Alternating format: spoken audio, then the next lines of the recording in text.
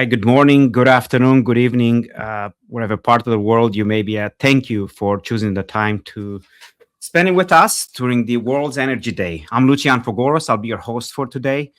And just a couple of reminders before we get into the sessions. Yes, we are recording the sessions and make that available on demand. Those of you that are registered, you will get the link. So you have to be attending live to get the link to the recording. Otherwise, you will be available on demand if you choose to upgrade.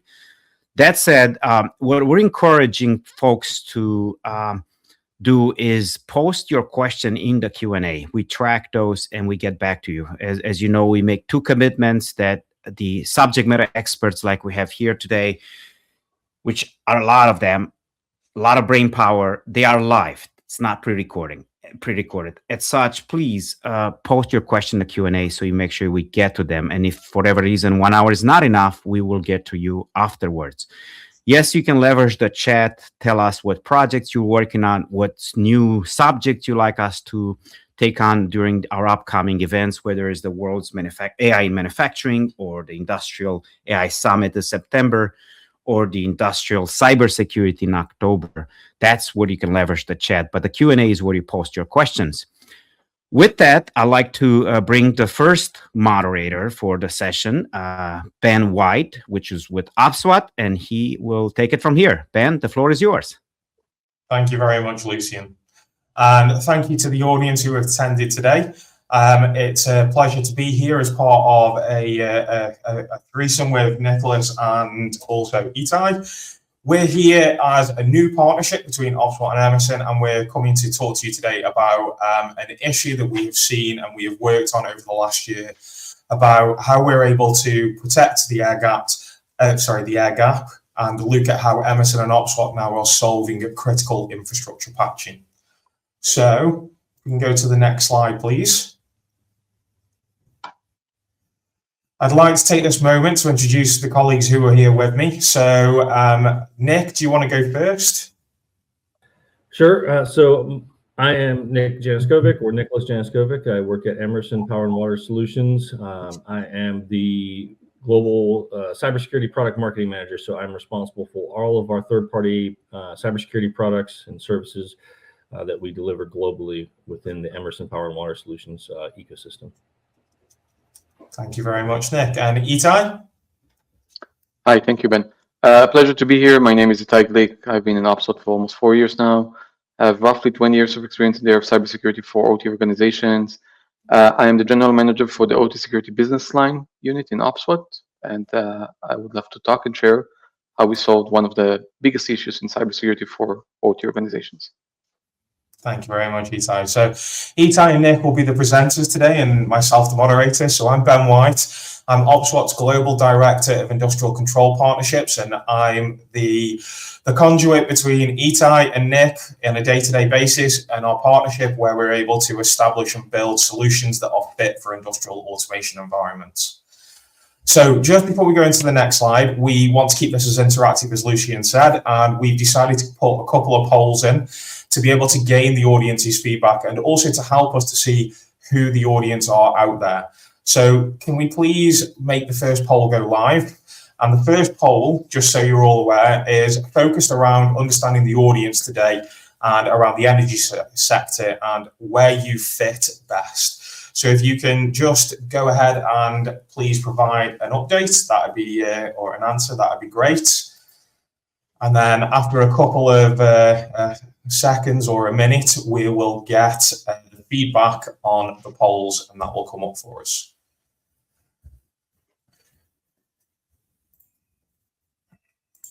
Paul, bring the results, please. Thank you, Lucia. Okay, so we've got a good mix. Transmission, distribution, any services integrated, electrical power generation from nuclear side, and then a wide variety from other. Okay, that's good. So thank you for that, Lucian. Next slide. So what today is about is trying to show you how the partnership between OPSWAT, who are protecting the world's critical infrastructure, and Emerson, who are providing control solutions for the world's critical infrastructure, specifically here in the power and water sectors, helps us to be able to answer problems that customers have on a day-to-day basis and more focused around cybersecurity. So if we can go to the next slide again. Just for those who are on the call, not everybody knows who OPSWAT are, but I'm sure everybody knows who Emerson are, and I'm correct there, Nick. Emerson is a very big name within industrial automation. So I'll start with who OPSWAT are. We are a company that are over 20 years old now. We are covering over 80 countries served through our 2,000 plus customers. We have over 1,000 employees that cover the globe. So we have a full follow the sun service and support aspect as well as sales function. One of the interesting facts is that 98% of US nuclear facilities benefit from the cybersecurity solutions that we offer, whether that's through the range that ETI provides within OT, focused around data diodes, security gateways, or peripheral media protection. And also we champion and we push forward our OPSWAT Academy. And we are proud to say that we have over 250,000 professionals certified from this platform. Nick, do you want to give us a brief intro as to who Emerson are for those who may not know? Absolutely. So Emerson's been around for about 135 years. We serve about 150 plus countries. We have 73,000 or more employees globally. We have 135 years of experience in basically all the industries that we serve, particularly the critical infrastructure industries. We have individually in the power and water group, we have 800 or more cybersecurity installs around the globe. And this is typically a full service cybersecurity suite that offers a multitude of modules to protect our customers' endpoints within their plants. And Emerson has two major industrial automation platforms, Delta V and Ovation. And Ovation is the product line that we represent and serve the power and water industry. Thank you. And that'll be the platform that we're talking about today, correct, Nick? It'll be the Ovation platform. Correct. And how patch management is being provided to that platform and those end customers now. Correct. Thank you. So, Ite, before we jump in, we do have another poll. So it'll be over to you after this. So if you don't mind, could we raise the next poll, please?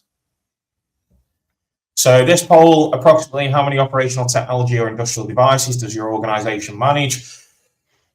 Helping us to understand what the amount or the size and the volume of endpoints that are going to be required to look at for patching capabilities going forward, to help you then as well to understand some of the features and the capabilities that we've introduced into this patch management solution with Emerson. Who, Nick, if I'm correct, you have singular sites, but you also have distributed sites as well, don't you? As part of the technical architecture. Yep, that's correct. We do individual security centers, but we also have a centralized model, and we see that more and more where customers are wanting to centralize their protections to ease, the overhead of, staff to support it and just make it a little bit more cost-effective solution. Yeah. So, Lucian, do we have any results on that? Okay.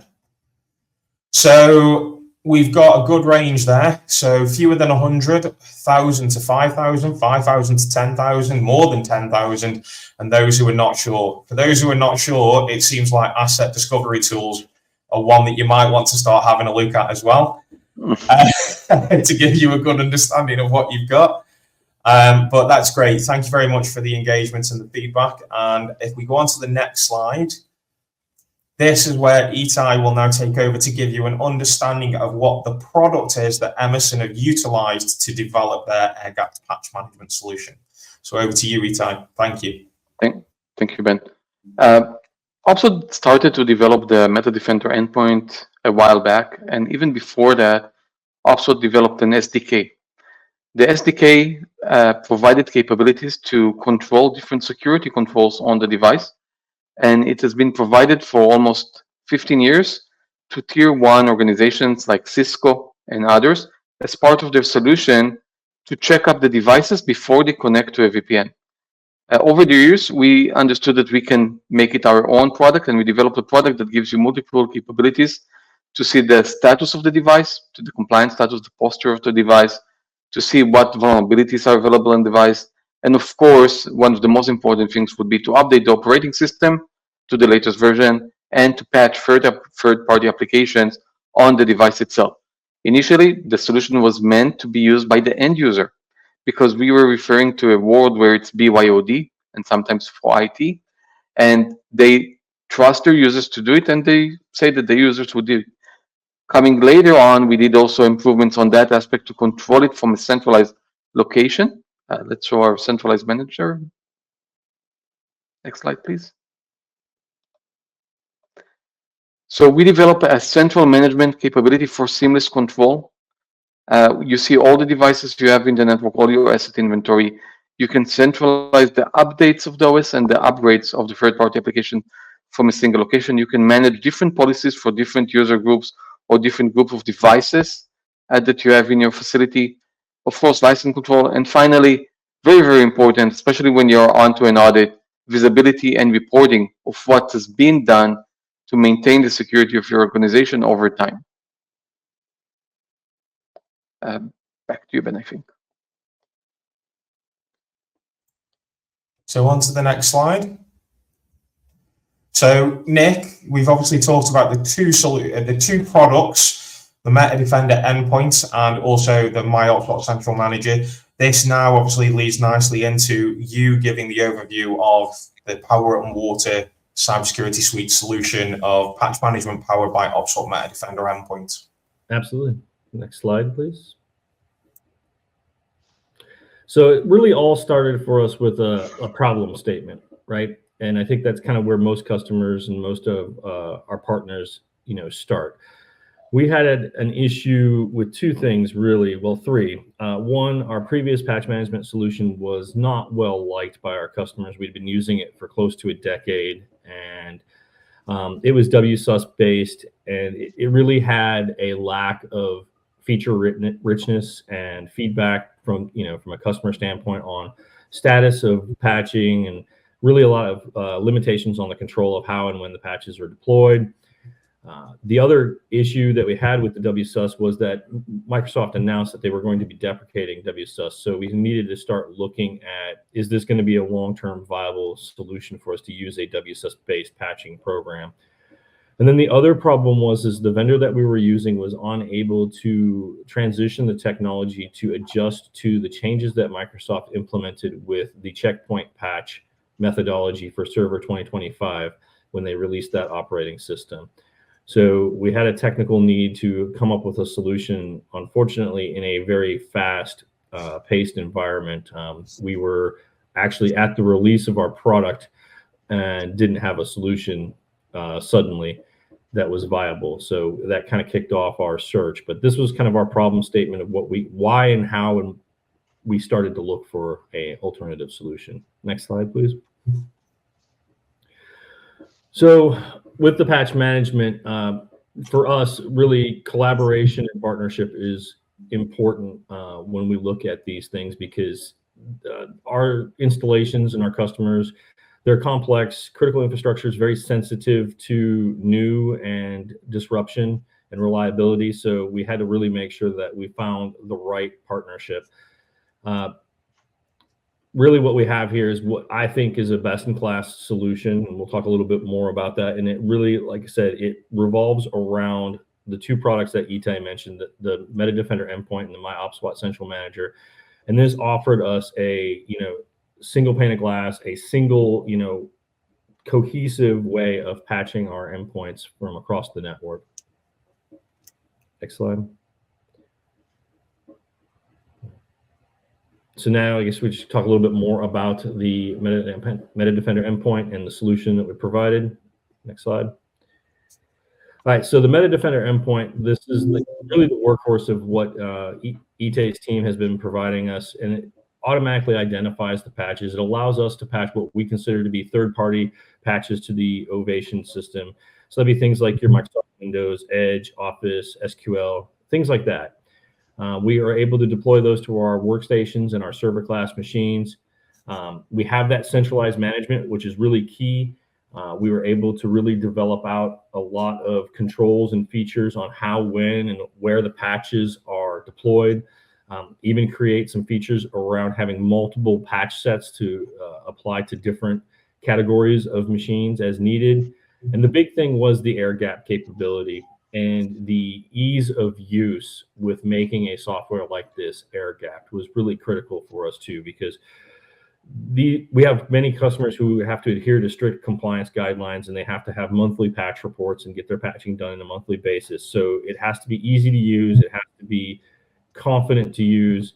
It has to have good reporting features around it to let folks know that the patching is done. The other feature that we worked on was this cache node concept. And this was really to reduce the amount of bandwidth and strain across the system, particularly as Microsoft patches are getting larger and larger.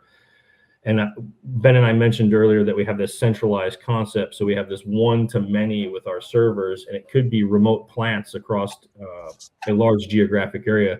So it wouldn't be efficient to push patches to individual endpoints across that wire. So the cache node allows us to push to one, who then redistributes those patches to others. And they also have some other features built into the system that really helps us and will allow us to expand our the trust with our customers and the assurance that the files that they're downloading are the files that they intended to download, and that they weren't intercepted or corrupted, and give a confident chain of custody across the process that the integrity is secure within the patches. Just to add on to those two bits, Nick, it as well, it wasn't a sole focus on what Emerson wanted. It was a focus on the end customer and the need, and what the audience could benefit from is understanding Emerson being a global organization. It isn't one hard and fast regulation that you are aligned to. It's being adaptable to the regulations that are global. And when a lot of people think air gap, they think that that's an old term or an old usage, but it's still actually mandated across the globe for industrial environments in many different areas across the Middle East, across Asia, and in North America.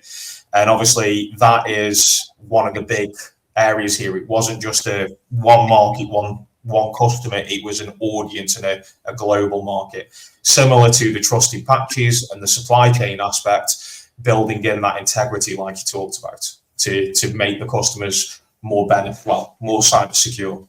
Yeah, and to that point, working with a vendor and a partner like OPSWAT, it's key to understand all those regulations, and the one size fits all is difficult to find with a lot of software solutions. Next slide. Yep. So this just is a little bit about the workflow with how our patch program works here at Emerson Power and Water Solutions. So we have this external supply chain on the left-hand side. So you see the external patches that we would apply. They go through a validation period. So we actually validate all of our patches against our software within a validation lab. And once those pass validation, they can be packaged, and we work with OPSWAT to have a utility to package the patches up along with their roadmap file or fingerprint file, as you would say, that helps match up what patches go to what machine and how they should be applied. Those get all packaged, and then we upload those to our Guardian digital platform, which is a full service web interface for customer support that our customers have access to, that allows them to then download the patches. And then from there, they can take them and, from a machine that has internet capability within their own environment, then take them over to the air-gapped control system and load them into the My OPSWAT Central Manager. And then that then allows them to schedule, manually deploy. They can pull from the endpoints, however they really choose to orchestrate their deployments. There's a lot of feature richness in there to decide how that's done. They can get those sent out to their workstations and servers. Next slide. All right, so just a little bit more about our patch program. This is something that's really critical for our customers, and if you have any adjacency to critical infrastructure, you kind of understand that reliability and uptime is really the major focus. So we really spend a lot of time on making sure that our patches are not going to cause any problems with the endpoints. And this goes for anything that we provide from a content standpoint to our customers. The whether it's AV definitions, patches, or updates to even our control system, it goes through rigorous testing to make sure that there's not going to be any disruptions or bad interactions within. I know years ago when I first started Emerson, I've been here for 14 years. Early on in my career, we've seen issues where different vendors have made mistakes in their patching and their updates and caused machines to blue screen. And that really was a wake-up call for us. And that's when we started this really rigorous testing program.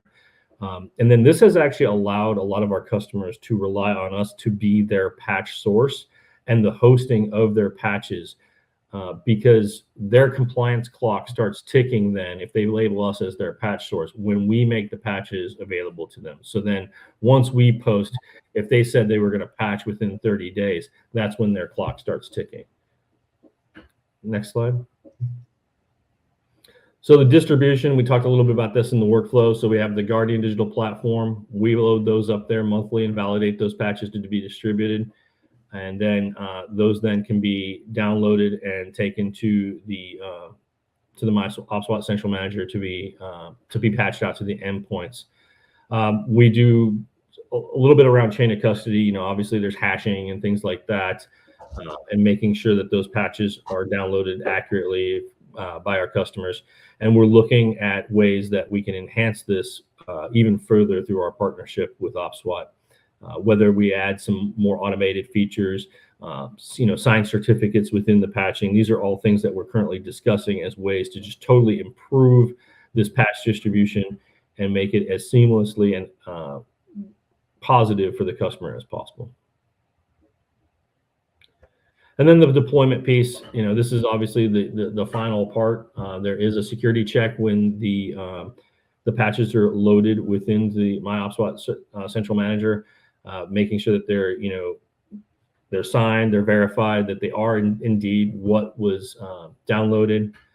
And then this process and this product also addressed the checkpoint patch issue that we had. We actually spent a lot of time actually in person, sitting at a table at another conference, discussing these checkpoint patches over the summer and trying to resolve this issue and making sure that we weren't going to be hit by it in the future when we deploy this out to our customers. Helps us validate and verify that the patches were indeed installed on the endpoints. This is another issue that we've had with some of our customers.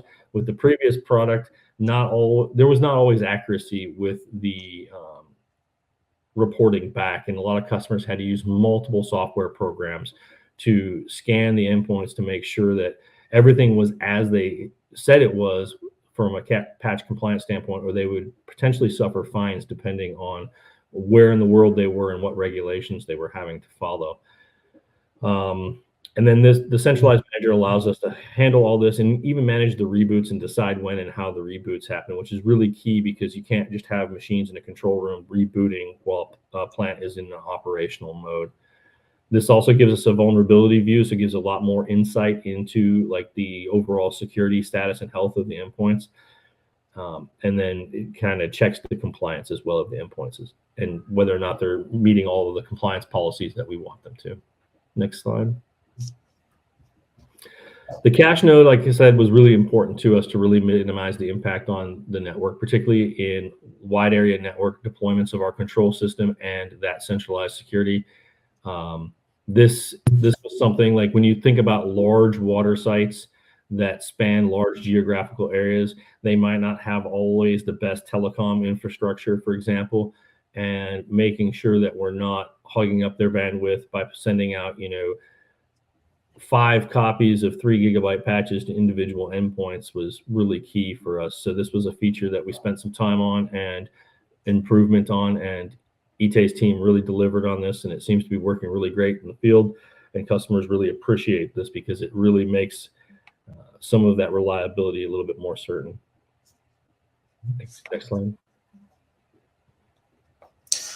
So thank you very much for that, Nick. So prior to going on to the next slide, we do have another poll to bring up.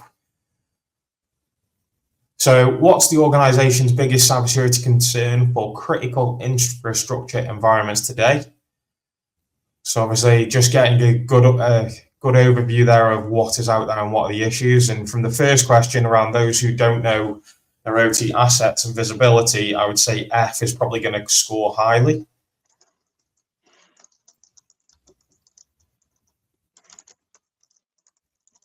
And Lucian, we're ready when you are to show us the results. Visibility 0%. So yeah, some results, some feedback, that's good. So removable media, portable device security, USBs, laptops, vendors. Yeah, that's interesting. That's a good point. Where obviously something we've highlighted through our partnership, and then a regulatory compliance requirements. Yeah, again, it's another one that with regards to especially critical industries, it's a big point across the globe, not just focused in certain areas.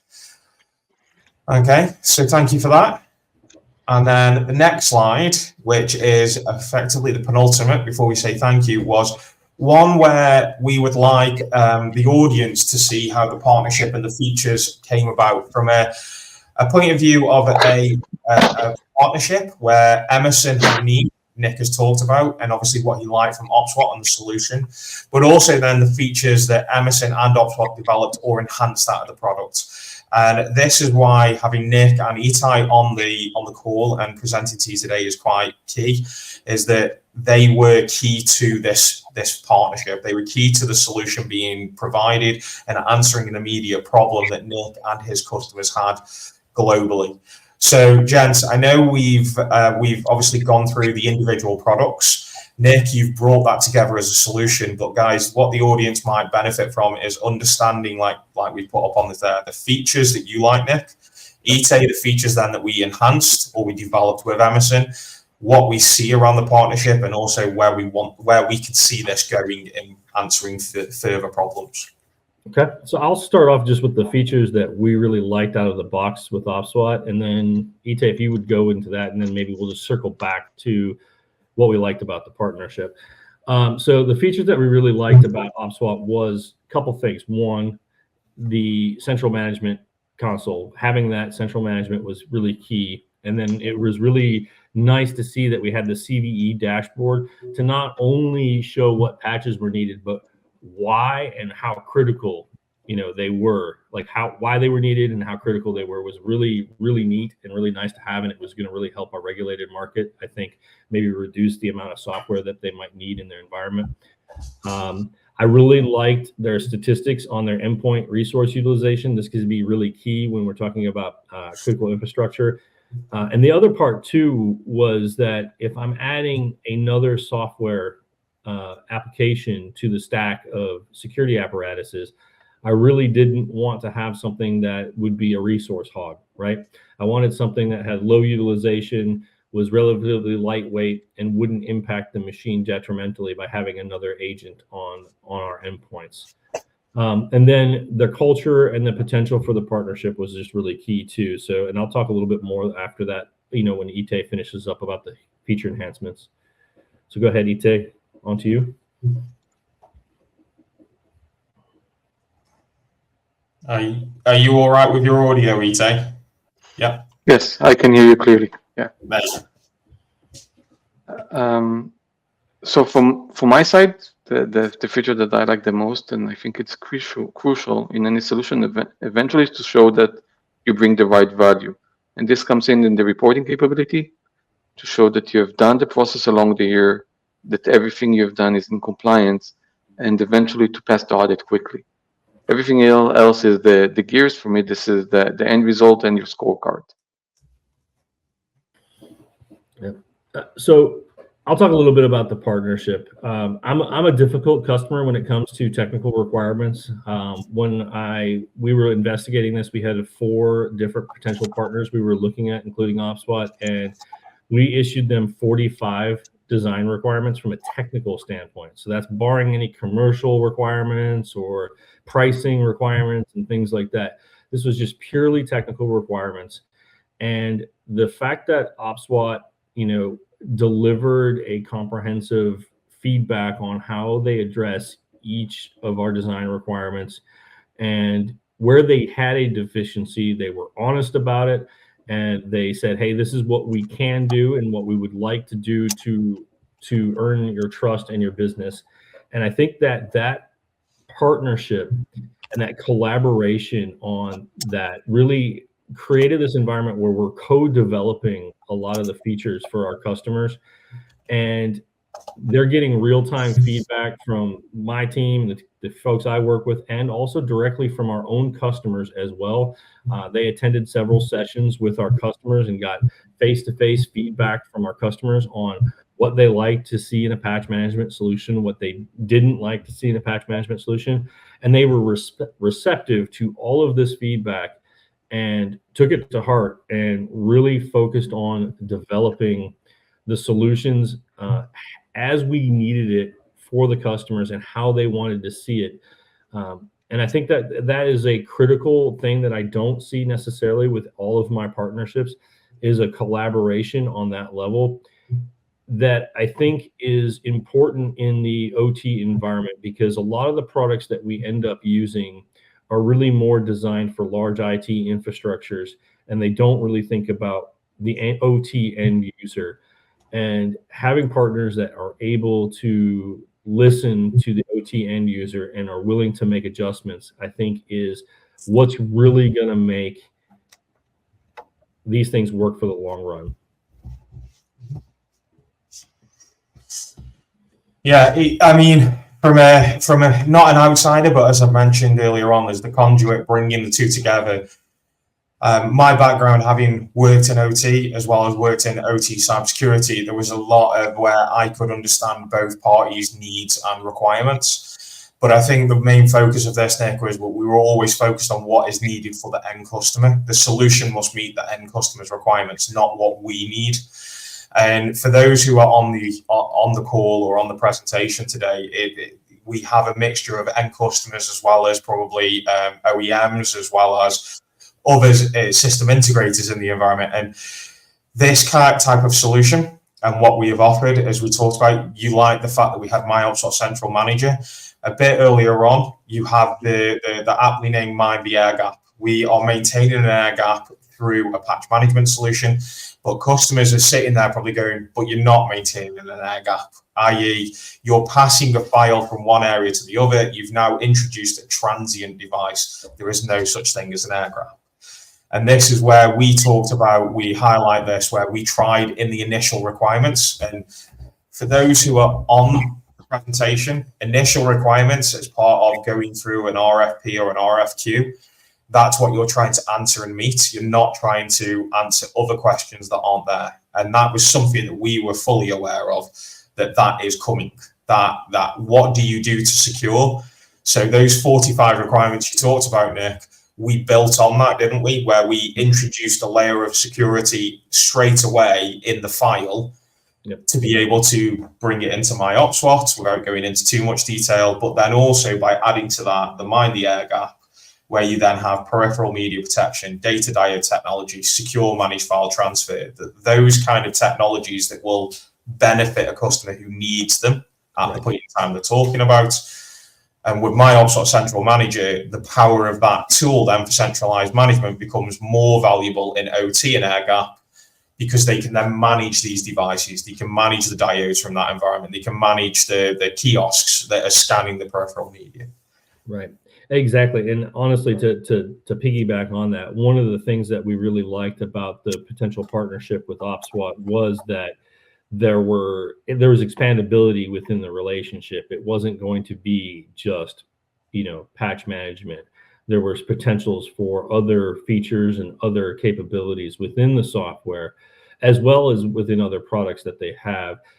If I'm going to take the time and effort to onboard, a partner, I want to make sure that it has the largest amount of potential that we can have within the relationship as well. Yeah. So we have got a few questions. They've been sent anonymously and privately. But are you two okay to answer them if I put them across to you? Sure.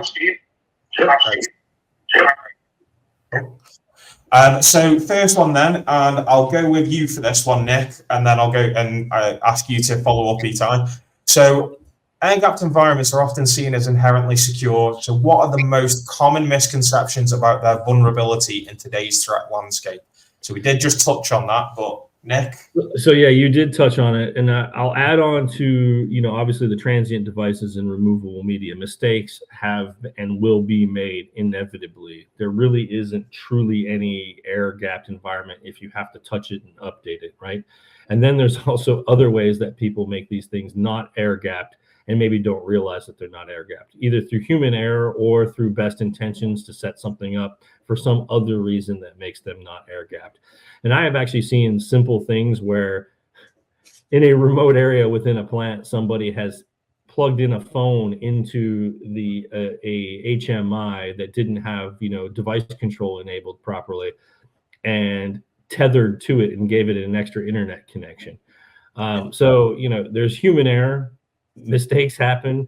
And yeah, it is definitely a misconception that air gap is the most secured, because inevitably, even in the tightest controlled environments, and mistakes happen, human errors happen. People bring removable media in, plug it in when they shouldn't. They don't scan it when they probably should have previously. These are things that I have actually seen happen in my support career within Emerson personally firsthand. Yeah, and that example that you give there about the HMI being connected with a USB to a phone, 9 times out of 10 was for power. And that's what I saw it as originally, where people are in a server or a rack room, see an open USB, running out of juice on their phone, and have just plugged it in to get power straight away. Ite, anything you'd like to add to that? I think that one of the biggest misconceptions is air gap is security. We need to think about air gap as another layer of protection for a network, and not as the only layer. And you need to add to that all the other capabilities, whether it's network monitoring, whether it's, of course, patch management, vulnerability scanning inside the OT network, to make sure that it is remaining secure, because the hacker might get into that network in a different mechanism, just like you mentioned the phone, but maybe you can even implant things on that network to gain access later. So air gap is still a network that needs to be protected. Thank you. Okay, so next question, I'm going to come to you first, Itai, on this. So removable media remains a major attack vector. What practical steps can organizations take to secure file transfers in highly sensitive OT environments? The reason why I'm coming to you, Itai, you're the man around protecting against removable media and OPSWAT. So the floor is yours. Nick, you afterwards, okay? Okay, so removable media is a huge amount of type of devices. It's not only the USB to storage, it can also be a keyboard that doesn't attack on your device autonomously. It could be a webcam. It could be a network device that you connected to a USB port that then starts to see the network. So you need to protect each and every port in your organization. You start with a kiosk. So you say where the media stops. The media stops at the gate. You don't allow anybody to get in with removable media to prevent it to contaminating that internal network. So starting with that, scanning all the files of it. And when we talk about scanning, it's scanning with a lot of engines, because you don't know exactly where this data is coming from, and you want to get a very high assurance rate that you're well protected. In addition to many other steps, this is a full lecture in a different session. I don't want to take all the time talking on it. The end state of it is extremely important as well.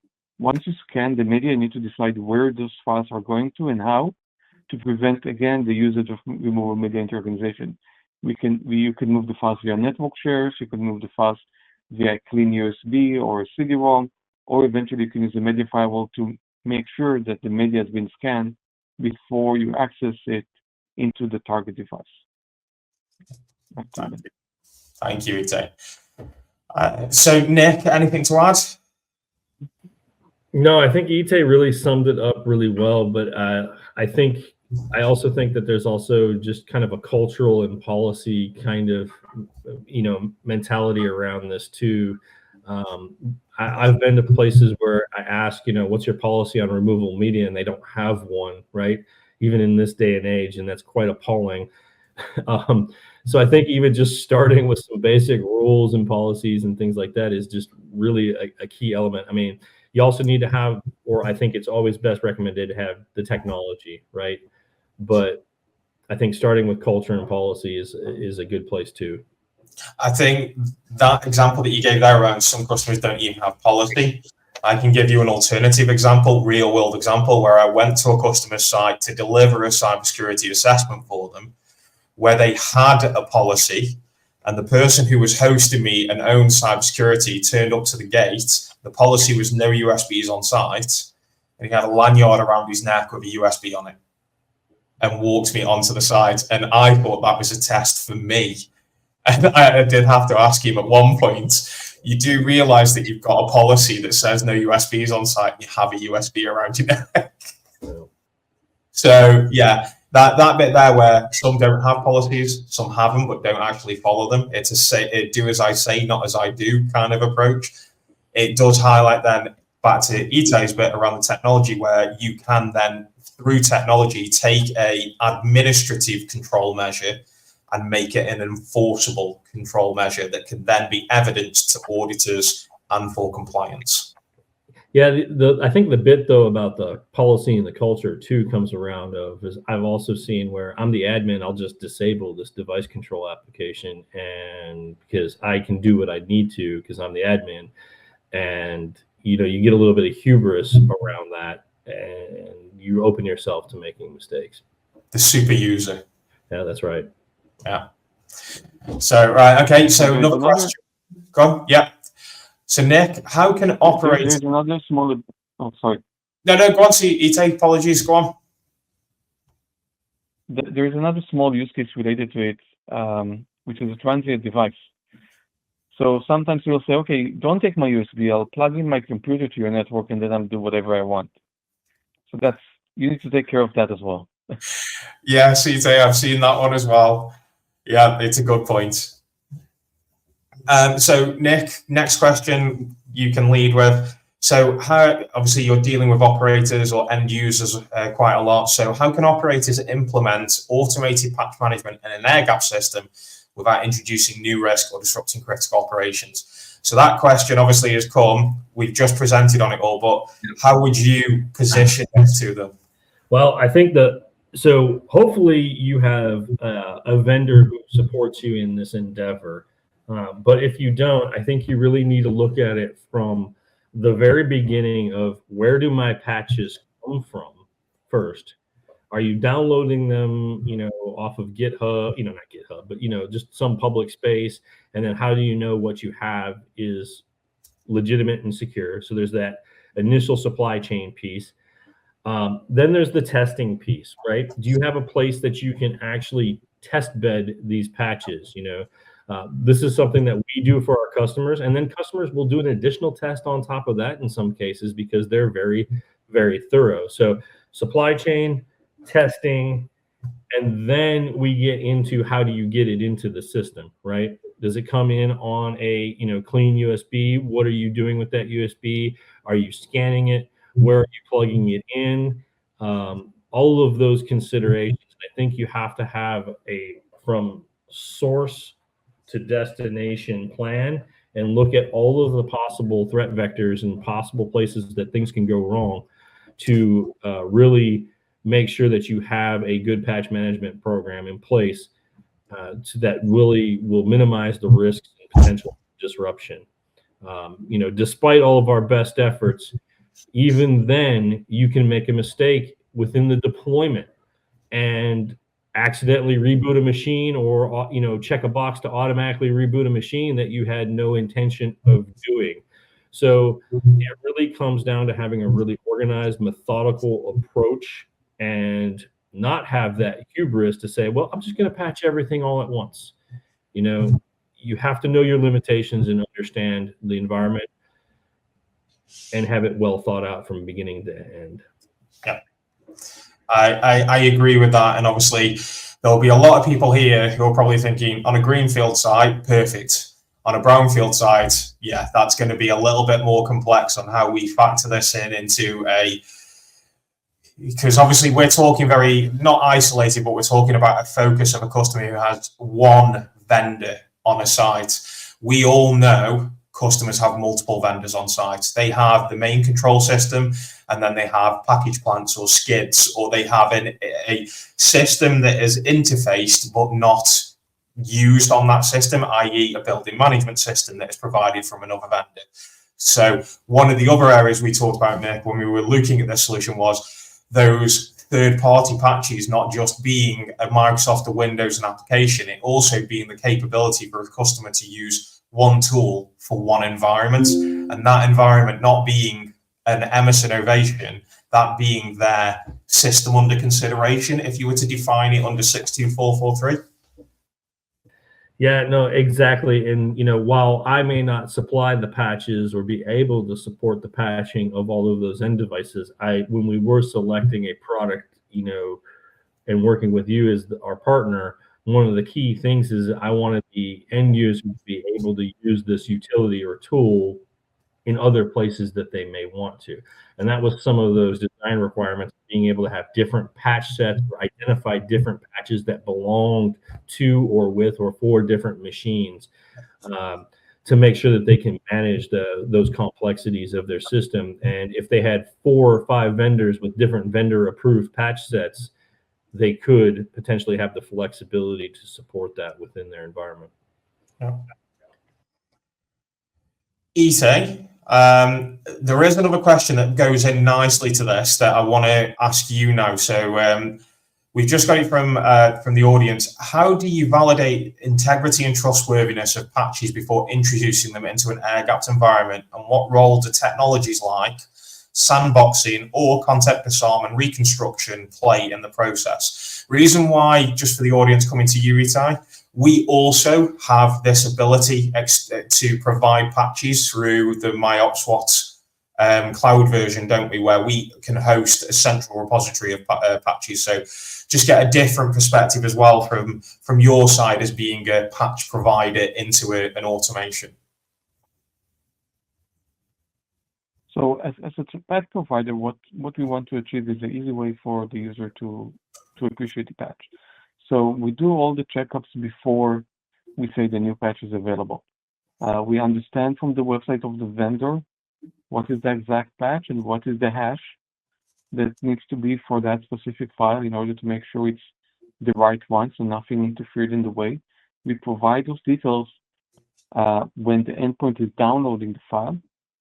So the endpoint validates it one time, or if we are doing a patch package, we sign that package as well before it gets into the air-gapped network. In addition, we are able to scan the patch with multiple antivirus engines.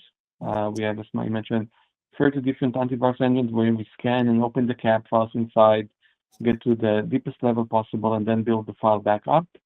And finally, we also know how to do sandboxing. So we sandbox the patch. We can say that it is not doing anything extremely malicious or out of the ordinary.